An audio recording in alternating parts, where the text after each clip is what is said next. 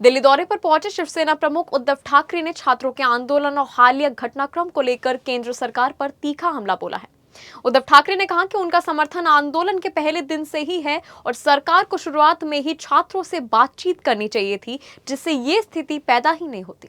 उन्होंने कहा कि लोकतंत्र में सरकार अपनी नहीं बल्कि जनता की सुनती है।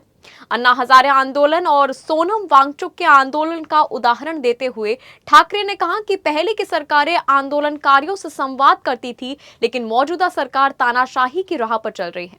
उन्होंने छात्रों, बच्चों और महिलाओं पर कथित पुलिस कार्रवाई को गलत बताते हुए कहा कि युवाओं की आवाज को दबाया नहीं जा सकता। ठाकरे ने केंद्रीय शिक्षा मंत्री धर्मेंद्र प्रधान के इस्तीफे की मांग को भी जायज ठहराया और कहा कि पाकिस्तान से बातचीत की बात करने वाली सरकार छात्रों पर लाठियां बरसा रही है। उद्धव ठाकरे ने आरोप लगाया कि 12 वर्षीय असंतोष अब सड़कों पर दिखाई दे रहा है और यदि तानाशाही थोपने की कोशिश हुई तो छात्र चुप नहीं बैठेंगे। इस दौरान उन्होंने कांग्रेस नेता राहुल गांधी के विरोध प्रदर्शन का भी जिक्र करते हुए कहा कि विपक्ष लगातार छात्रों के समर्थन में खड़ा है। पहले एक बात तो मैं स्पष्ट करना चाहता हूँ, सिर्फ कल मैंने समर्थन दिया ऐसी बात नहीं है। पहले दिन से मैं, अभिजीत है, सोनम जी तो मेरे घर आए थे और इन बच्चों के साथ शिवसेना पहले दिन से है। कल मैं सबको मिलने के लिए आया था और संजोग की बात है या पता नहीं क्यों कैसे, लेकिन कल ही राहुल जी ने भी आंदोलन किया।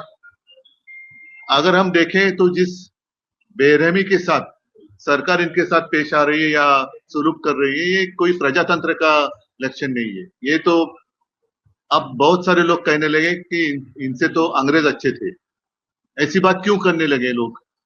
तो इसका मतलब ये है कि आज जो भी सत्ता में है, शायद उनके दिमाग में हवा चली गई है और वो हवा निकालने के लिए जनता को वक्त नहीं लगता है। साथ ही मैं, जैसे हमने एक प्रदर्शन किया था मुंबई में और भी करेंगे हम, उस वक्त मैंने याद दिलाई थी दो चीजों की, दो घटनाएं।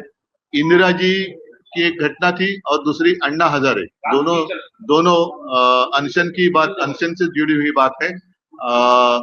इंदिरा जी के समय पर सोनम जी के पिताजी जब अनशन पर बैठे थे लद्दाख में, तो इंदिरा जी पता नहीं उस वक्त वो प्रधानमंत्री थी या नहीं थी, लेकिन स्वयं जाकर उनसे उन्होंने बातचीत की थी। दूसरी बात, अन्ना हजारे, पूरे देश में ऐसे माहौल था कि क्या होगा क्या नहीं होगा, लेकिन उस वक्त भी कांग्रेस की सरकार थी और मनमोहन जी प्रधानमंत्री थे। हमारे विलासराव जी देशमुख जो महाराष्ट्र से यहाँ थे, मंत्री थे या केंद्रीय मंत्री थे, उनको भेजा गया था उनके साथ बातचीत करने के लिए। तो बातचीत करना यही तो प्रजातंत्र में होता है।